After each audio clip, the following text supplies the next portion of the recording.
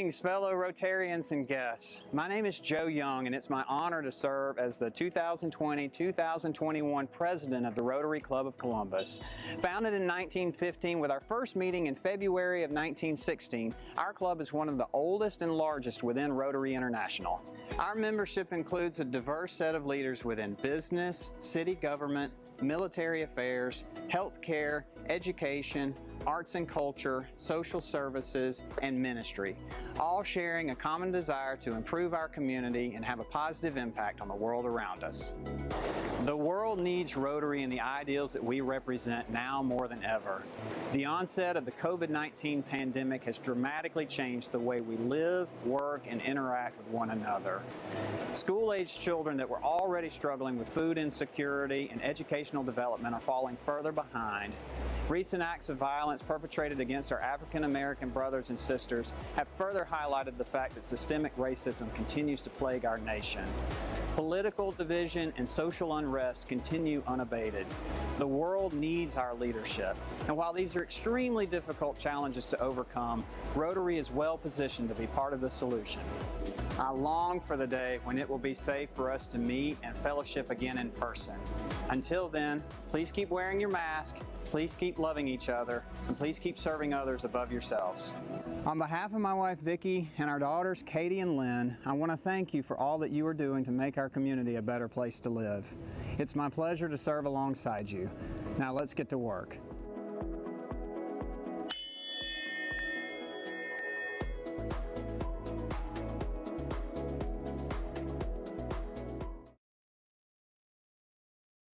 Greetings and welcome to the October 7th meeting of the Rotary Club of Columbus. Instead of a pledge today to start our meeting, we're fortunate to have another musical arrangement by Rick McKnight.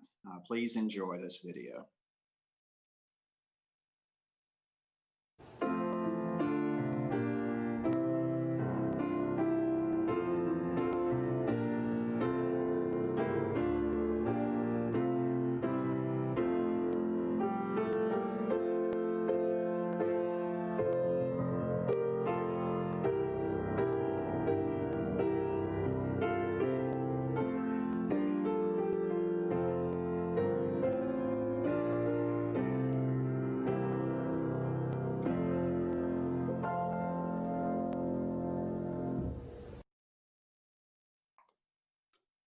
Thank you, Rick. That was a nice tribute for Julie and Ian Bond as well, to the same tune as God Save the Queen.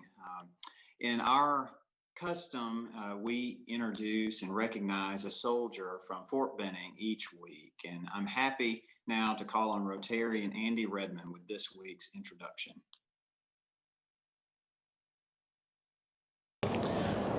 President Joe, fellow Rotarians, it's my honor to introduce Master Sergeant Terrance Johnson as our Soldier of the Week for Columbus Rotary. Sergeant Johnson is an armor crewman in the M1 Abrams tank. His current job is at Fort Benning as the proponent for the armor branch, so he works in the armor school for the commandant. Sergeant Johnson's deployed to Iraq 3 times. He's been stationed all over the world, has all of the appropriate accommodations to go with that, to include the Meritorious Service Medal, Army Commendation Medal 5 times, the Army Achievement Medal 11 times, and the Iraq Campaign Medal. Sergeant Johnson's from Panama City, just down the road from us. He joined the Army in February of 1998, and he's been in the armor ever since. Sergeant Johnson's married to Melanie. They have 2 daughters, Malaysia and Melania. Sergeant Johnson, we're honored to have you this morning. We appreciate everything you and your fellow soldiers at Fort Benning do, and we look forward to seeing you sometime soon down at the Convention Center for lunch. I'm going to give you a couple of things. Rotary coin, you know what to do with that. And then a passport for the arts, which includes 2 tickets each to the River Center, the Columbus Symphony Orchestra, Columbus University, Springer Opera House, and our attractions here at the Infantry Museum. Obviously all those closed, but we hope that you and Melanie get an opportunity to use these soon when all these things start opening back up. So it's an honor to have you here. The floor is yours. All right. On behalf of the great soldiers here at Fort Benning, I would like to say thank you to the City of Columbus and the Rotary Club for this recognition. Thank you very much. Thank you. Good to have you. You too. Staff Sergeant Johnson, on behalf of our membership, our almost 300 members, I want to extend our gratitude to you and the soldiers that serve alongside you. I apologize, I think I said Staff Sergeant, Master Sergeant, my apologies. We ask that you extend our gratitude to the men and women that serve alongside you, and we do look forward to having you join us for lunch in person when we return again, which we're coming back next week. That'll be the first opportunity to start hosting folks in person. So we look forward to having you join us in the future. It's a great day in Rotary. We get to announce a new member joining our club, and it's my pleasure to call on Rotarian Chris Markwood with the introduction.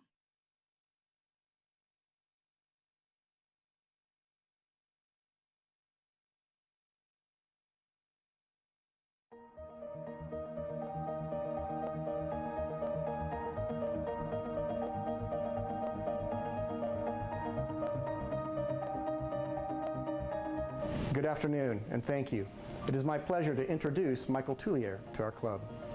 Michael's tenure in the field of public relations spans more than 25 years and includes leadership in both nonprofit and higher education settings. In July, he began his role as the Executive Director of Strategic Communication and Marketing at Columbus State University, after holding previous roles at Tuskegee University and Auburn.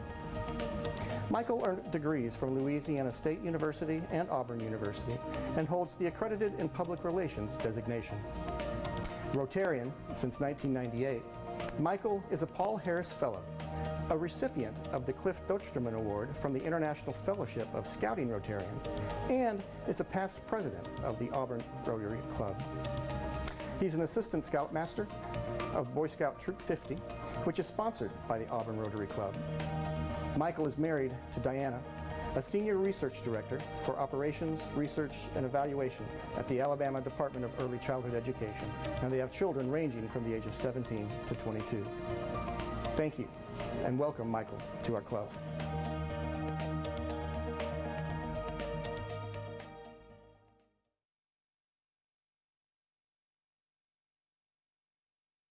Michael, we're so glad to have you here as part of our membership. If you'd like to make any remarks, you're welcome to do so. I appreciate it, Joe, and just thankful to President Markwood and the folks at Columbus State for the hospitality thus far, and equally so to you and the Columbus Rotary Club. I need to get used to saying that, but thankful for rolling out the red carpet yesterday with our new member orientation, and just looking forward to starting a new chapter in my Rotary involvement. We're so glad to have you with us and look forward to serving alongside you. You bring a wealth of Rotary experience and background already, so we'll put you to work. Looking forward to it.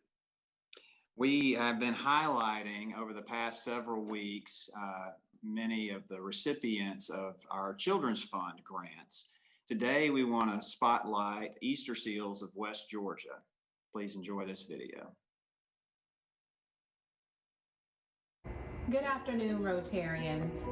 My name is Lakisha Taylor. I'm the Program Director of Easterseals. We provide child care services, adult day services, family support services, and employment services for people with disabilities. Thank you so much for the recent grant that you provided. It's really helped us to provide some toys and equipment for our infant and toddler classrooms, and that will really help us to prepare for our upcoming state quality graded assessment. We appreciate you so much for what you do for the community. Thank you, and please stay safe. Let's visit the classrooms so you can see some of the children at work with the toys that you provide.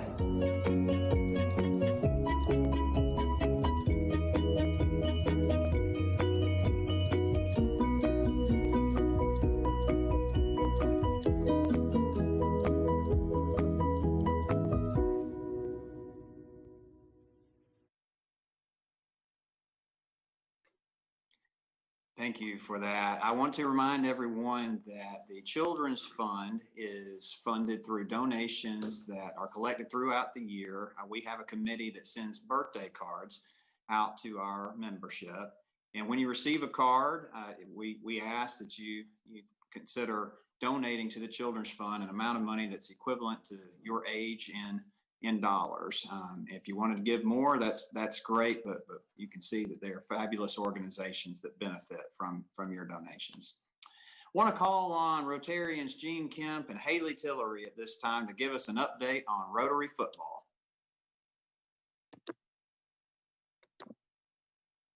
Hey everyone, while Jean comes online, I just want to say thank you for the other Rotarians that signed up last week for Rotary football. It is still not too late. Remember that the biggest winner of this is the Rotary Foundation. So if you feel like, man, I wish I was part of this fun, please go ahead and sign up with us. Every point, it's $1 raise that will go towards the Rotary Foundation for your team. And if you don't have a team, you can join with another friend. Y'all can split it. We can do this together. So please know it's not too late. And I know we had some interesting football games last weekend, but I'm going to go ahead and transition to Gene on maybe a little bit of that. We sure did have some football last week. By the way, the Big Ten and the Pac-12 will resume playing shortly. So we're going to be in full swing here with football. But as you said, SEC played last week and had a big game in Athens with the Georgia Bulldogs defeating Auburn 27-6, which was a pretty exciting game for the Georgia fans anyway. In other games coming up, we've got this week, number 1 Clemson is going to be playing number 7 Miami. The line there is 16 points for Clemson, who is ranked number 1. Number 2 Alabama will be playing Mississippi. Nick Saban will be playing his old offensive coordinator, Lane Kiffin. Line there is going to be 23 points. Number 3, Georgia will be playing Tennessee, which is ranked number 14. So this proves to be a good game also. The line there is Georgia by 12. And then Florida will be playing Texas A&M with Florida favored by 7 points. Auburn will be number 13 this week, and they'll be playing Arkansas. And the line there is going to be 18.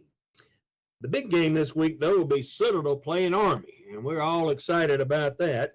I think Army is favored by 30, but, who really pays any attention to these lines anyway? So we'll see how that goes. But a lot going on in football. As Haley said, we're glad to get more people signing up for Rotary football, and it's not too late. Like I said, all these teams aren't playing yet, but it's all happening. So join the fun and sign up for Rotary football today. That's right. Thank you guys so much. We're excited about it. And yes, if you have an interest in playing, you haven't already signed up, please just let Haley or Gene or Julie in the office know, and we'll get you included. You don't want to miss out on the fun. We are to the point where we are going to return to an in-person lunch option. We've had a number of folks asking for a while now about joining meetings in person, and the board has been in careful consideration of that, deliberation over the past couple of months in particular about when that can happen. And we've decided that next week, October 14th, will be the first time that we're going to have in-person meetings. It's going to look and feel different, and we just want to kind of set expectations for everybody. We need everybody to come with a mask, plan to wear it when you're not eating. The Trade Center has amazing safety protocols in place that we will be following. With hand sanitizer will be prevalent. We're not going to have a button board. We're not going to have a sign-in sheet. I mean, we're still going to, acknowledge folks that are there. You can just wave to Julie as you come in. We are allowing guests, and so if there are someone that you'd like to have join you at the meeting, that's fine. But we are asking that everyone, members and guests, RSVP by this Friday so that we can work with Trade Center Catering to get lunches prepared for everybody. Hard to know how many people might be there, but for all of you that are sort of on the fence, do I go, do I not go, please, there is absolutely no pressure to come to in-person fellowship, but we're still going to do the virtual broadcast going forward just as we have been. So you'll still be able to continue to watch the meetings from your home or office. But for those of you that are excited about coming back to in-person fellowship, know that we're going to be safe. We're going to be distanced. There's going to be 4 people to a table. There's not going to be any table linens. We're different modifications where we're changing the layout of the room. So lots of different things that will be different, but exciting at the same time. And we'll adjust and return to the wonderful fellowship that we're all accustomed to. And so look forward to seeing those of you that are there. The other announcement that I want to make is we've got another online Rotary Mix tomorrow night, Thursday, from 6 to 8. And so I hope you guys will join that. That's a wonderful time of interaction over the web with fellow Rotarians. You can eat dinner while you talk, have a beverage while you talk. It's just a great way to catch up and have fun with each other. Our program today is going to be brought to us, introduced to us by Ben McMahon. It's my pleasure to call on him now. Thanks, Ben. Thank you, President Joe. Fellow Rotarians, it's my pleasure to introduce today's program. Steve Smithwick is the founder and president of Masterall, Inc. He began the exterior insulation and finish systems company in 1987 in a small production area in Lithonia, Georgia, and has grown the company to include the home office in Midland, Georgia, with a global distribution network that includes production facilities in Stonecrest, Georgia, Brookshire, Texas, and Payson, Utah. His prior years of employment related to the manufacturing field, including working for R.J. Reynolds, specializing in flavors and fragrances, and then served for 7 years as a plant manager for a leading EIFS manufacturer in the United States, to include being instrumental in setting up that company's domestic operation and first overseas facilities. In addition to overseeing the Masterall home office and 3 nationwide manufacturing facilities, he's also currently serves as the vice president of the board on the EIFS Manufacturing Association, EIMA, which is EIFS Industry Members Association. And he's also an elder deacon at Calvary Baptist Church and serves on other boards associated with retirement and assisted living communities. As a graduate of Osborne High School, he attended Southern Technical Institute and moved his family to Columbus, Georgia in 1980. Since that time, in addition to running his business, he's also coached a local men's varsity high school basketball team for almost 20 years. He's married to Donnie, and together they have 4 children who are married, 12 grandchildren, and are expecting their first great-grandchild any day now. Also, please remember, if you have any questions for Steve, leave them in the comments below. It is my honor to introduce Steve Smithwick. Thank you, Ben. Good afternoon, everybody. One thing Ben didn't say, I coached Ben in high school basketball. Ben was a very intense basketball player, and he was a good guy, easy to coach, very coachable. I'm supposed to talk to you about culture, Masterall's culture, so I look forward to doing that. I've been living that for 32 years, so it's all driven by our mission statement, and our culture is very intentional. So I'm going to read the mission statement and risk losing you here for a minute, but here goes. To manufacture the highest quality EIFS, stucco, and related products, coatings, adhesives, etc., available in the market. To be the service leader of our industry in the region and areas that we market our products. To be respected in our industry because of honesty and integrity within our ranks. To encourage our employees to set the highest standards possible for their careers and their personal lives by supporting them through education, training, and sharing any God-given wisdom we may obtain. And to compensate all employees in such a way that they can support themselves and their families in a comfortable manner. Then to seek God's guidance in all decisions and to give him glory for any results. I'm probably speaking to you because of a podcast that our company produces. It's called Monday Mornings with Masterall. It's something that we do. We do interviews with all kinds of people, but they did an interview with me, and I know Ben mentioned that he saw it. And the interview turned into a discussion about culture. And culture, once again, is something I'm very proud of at Masterall. Just to reiterate a couple of things, before starting Masterall in 1987, most of my work life had been spent in manufacturing. I started with a company in Marietta, Georgia, called Aromatics International, where we made flavors and fragrances. It was a very unique manufacturing setting. We used to say we make anything you can smell or taste. We don't make the deodorant. We make the smell. We don't make the ice cream flavor. We make the taste. R.J. Reynolds owned us, and they sold us to a company in New Jersey, and I chose not to move to New Jersey. A company was about to open a manufacturing plant here in Columbus, and they were called Drive It System. And they hired me in 1980 and moved me and my family to Columbus, Georgia, where we've been now for 40 years. While with Drive It System has been mentioned, I had an opportunity to open a manufacturing facility in Incheon, Korea, and that was my last assignment for them before I started Masterwall in '87.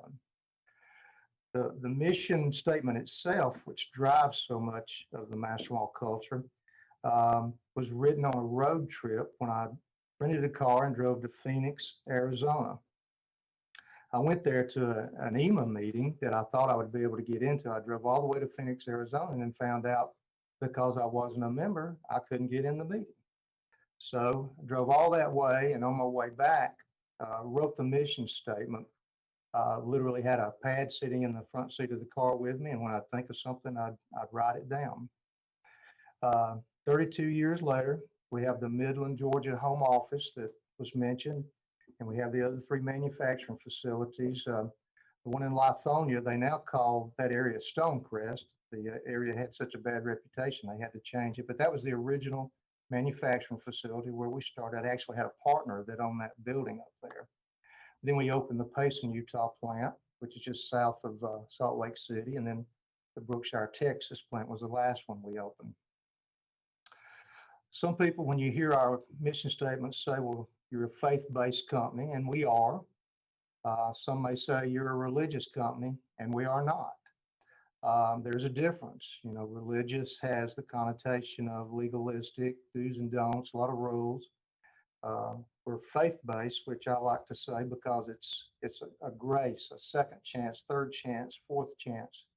The faith-based is forgiveness, loving. Then some say we're a family business, and we are. I have 3 sons, and my wife work here with me. And Natalie, my daughter, actually worked here too until she started having children. She has 5 of our 12 grandchildren. She's busy. Having family working together can be good or bad. In our case, I believe it's good. If they buy into the culture, they can make it stronger. And my family very much believes in our culture. Our 3 sons actually started working in the business summers and part-time after school, making samples and getting used to the business. They have been definitely brainwashed Masterwall in our culture, and they show it, and they work that way. One thing I learned early on was not to have sons reporting directly to me. So I actually have a general manager that my 3 sons report to, and that buffer is real important, I think. Part of the culture, of course, comes from the leadership. You know, leadership defined is influence. Part of our culture is about good customer service. One excellent example of customer service is a book called The Fred Factor. If you haven't read it, it's about a postman who takes exceptional care of the people on his daily route. Every Masterwall employee is paid $50 to read The Fred Factor. It's an easy read and simple. Most could read it in a couple of hours. What that's spurned from is my wife and I, when we go anywhere, we try to identify Freds. We go into a restaurant, we have exceptional service. You know, one of us will say, wow, this waiter's a Fred. I come home and I say, wow, I had this experience at this place where I went shopping, and this person was a Fred. And we talk this all the time. And in fact, it relates to people we hire. We hired about 1.5 years ago a customer service person for us, and she worked at a restaurant we frequented every couple of weeks typically, and we watched her over the months and just were amazed. She was not only a bartender, she was a waitress. She looked like the assistant manager and the manager. And finally, over the weeks and months, we talked to her, and I talked her into coming to work for us. She's been here about 1.5 years, and she is exactly what I thought she was. She's a Fred. She does her job with a great attitude, and then when she gets through with her job, she typically walks around the offices and asks each person, anything I can do for you, anything I can help you with? And that's just who I thought we hired. We're slow to hire people. In fact, if they're somebody that's going to be a regional manager or work at the national level, We interview them to death. Sometimes we interview them for months, try to get as many people to meet them as possible. And we really vet them to be sure they're going to be a good fit. And they inevitably, when we try to hire somebody, they mention our mission statement. They say something about, hey, I read your mission statement. I like it. I want to be a part of it. So once again, the mission statement comes into play.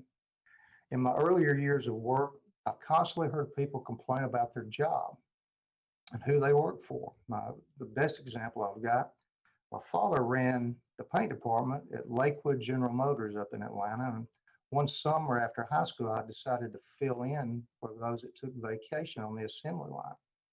And those people, most of them hated their job and hated working for that company, which was kind of surprising, good benefits and all that they had.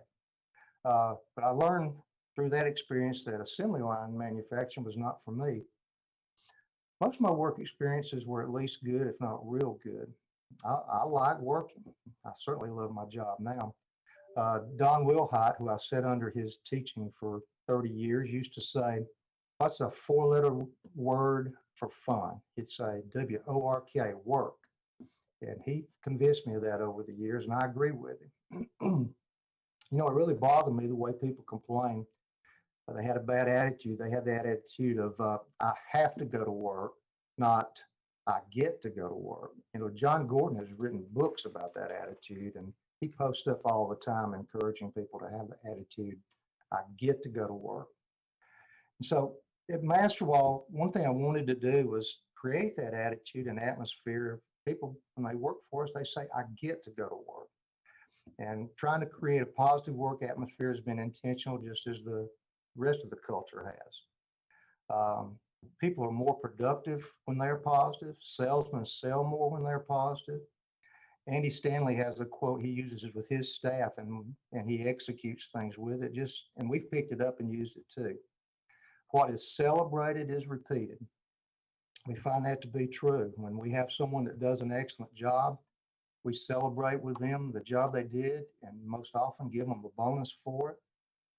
New products, new processes, we recognize them and we celebrate it. And that does encourage them to keep doing those kind of things, and encourages the whole staff to be that way. You know, we love to take care of our people. We have a good benefit package for the size company we are. We pay people to continue their education. Each team member gets a handwritten birthday message on their birthday with a modest check. I've been doing that for probably 25 years of the 32 years. Every week we send out at least one positive quote or statement to the supervisors, managers, and customer service people. We don't micromanage. We empower our people, letting them find better ways to work. That usually lets them gravitate to their strengths and to what they love. We have intentionally designed our performance reviews to highlight strengths. We spend very little time when we do a performance review talking about weaknesses. We try to make it a positive. Sometimes that means they'd like to change to another job because their strengths put them that way. And anytime we can, we try to fit the person with the job that fits their strength when we can do that. I've always thought, and certainly I think you'll agree, that to lead people, you have to love them. You know, as being said in the introduction, I coached high school boys basketball for almost 20 years. I think it's the same kind of thing when you coach high school boys basketball as running a business and leading. You have to love them. As you know, high school teenage boys can be tough to love sometimes. One of the wonderful consequences of our culture is the longevity of our team members. We have very little team turnover, which is really, really helpful. We literally have still one of our original employee, which she's been with us now for 32 years. She's the credit manager, which is not a glamorous job. Of course, she's done every job in the office and in the accounting area. But I'm proud to say she stayed with us the whole time, 32 years. We have several team members that have been with us over 25 years, several that have been with us over 20 years. Even some of our production floor employees that do manual labor have been with us 20 and 25 years. You know, the national average for a production employee to work at one particular company is 4 years. Ours average over 8 years. I believe they stay with us because of our culture, because they know we care. The culture and leadership, I'm surrounded by a great leadership team that believes in our culture. They're loyal, they're committed. We all have different personalities and strengths, and the mix makes it work. The greatest leadership model of all, of course, was Jesus Christ. No one has influenced the world more than he has. The motivation for leading has to be the same example as he said, and that is serving and loving. We preach that and teach that. You know, I'm a quote guy. I wear people out in quotes. My wife finally, a couple of Christmases ago, put together a quote book that she gave out in the family. I have hundreds of quotes that I hang on to. One that I love is transparency breeds trust. Stephen Covey wrote a book called The Speed of Trust, and I give that book to almost everybody that I have a relationship with, particularly here at Masterwall. One of the problems in our culture is that there's so little trust, and certainly in government and business. You know, part of our mission statement says to have integrity and be honest within our ranks, and we preach that and teach that. America struggles because we can't trust each other now. And another thing, sitting under Don Wilhot's teaching for those 30 years, that he used to say, and I certainly apply to my work life because my family's here and all these other relationships, is relationships are the most important thing, period. Relationships are the most important thing. I believe that, and I try to live that.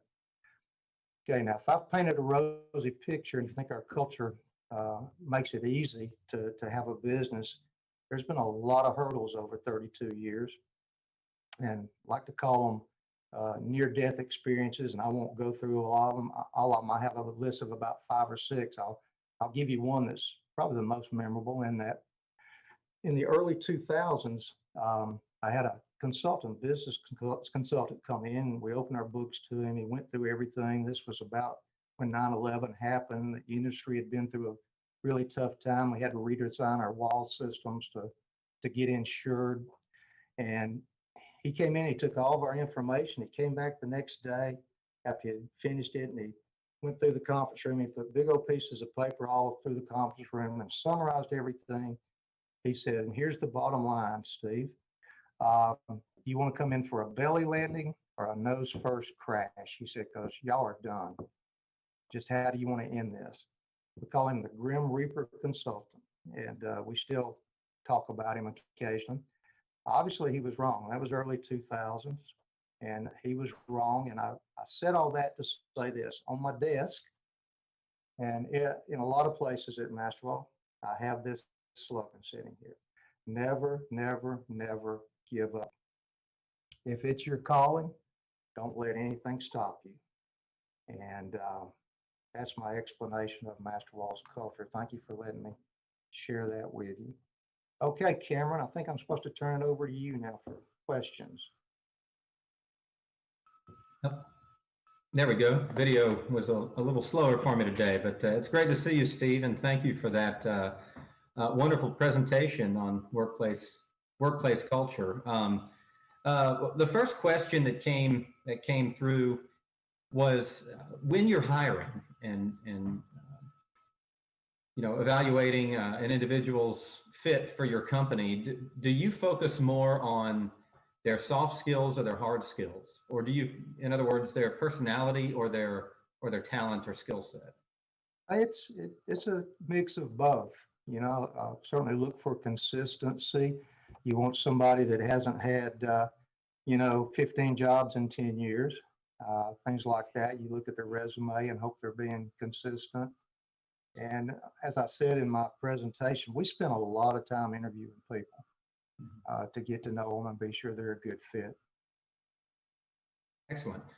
Next question is, have you found that diversity strengthens your teams? And if so, how do you seek out employees with diverse backgrounds and experiences? Absolutely. love diversity. We have a great mix of people. When I first started Master Wall, I really looked for people that had faith-based ideas and outlooks on things because I was pretty comfortable with that. As time has gone along, though, I figured out that, you really can't influence people much if they're all like you. And so I have found that to be a great way to hire people and be able to influence, train them, and let them work for Master Wall. Diversity is great.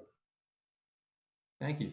What is your favorite part about the business aspect of Master Wall? Well, it's developed over the years this way. I'm not a detail guy. I'm a big picture guy. And as we started Master Wall and worked through the years, I had to do a lot of things I wasn't comfortable with. And as we've grown and gotten to the point we're at now, my big picture personality can be used more. I can pass off ideas and let other people develop them and bring them along. Whereas before I had to do some of that myself, and that's not my strength. I'm not good with details, and so it's the big picture is my job, and I do that better than other things. Yeah. Excellent. What have you found? What have you found to be the greatest advantages or the reasons that Midland, Georgia, has been a great, headquarters for your company for so long? Well, when we started Master Wall, my manufacturing facility was in Lithonia up there in Atlanta, and I'm from the Atlanta area, Marietta, Georgia, and had every reason to move back there at the time. But quite honestly, we felt like Columbus, Midland, Harris County, this area was a much better place to raise our 4 children.